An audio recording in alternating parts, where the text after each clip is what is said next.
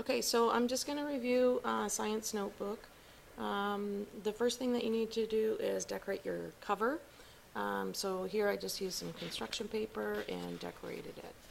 The next thing that you need to make sure of is, on yours you should put what period you are and if you're environmental or biology.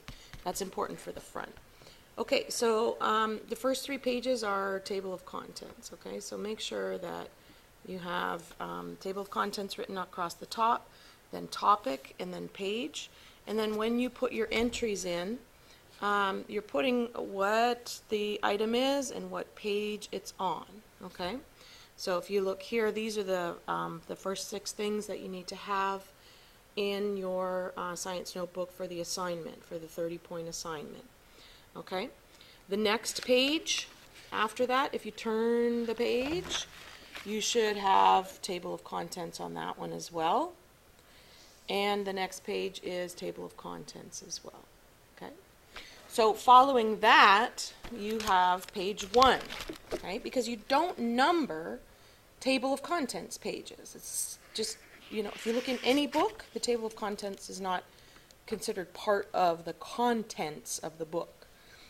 So there's the student safety contract on page 1, the short answer rubric, and I continue on to all of those pages. Okay, so all those pages needed to be entered, stuck into your book. Your things should be filled out, and you should read this safety contract. Okay, you should be aware of all of the information in the safety contract. Okay, you're responsible for knowing that.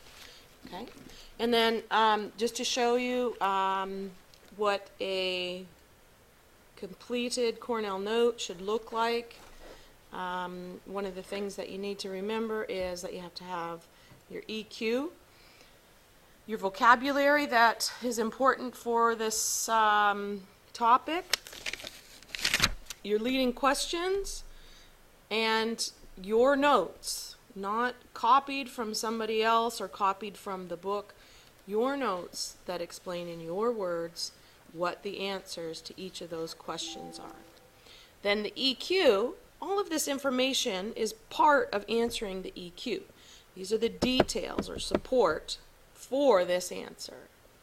So then you do your summary, and your summary is what explains the answer to the EQ. Okay?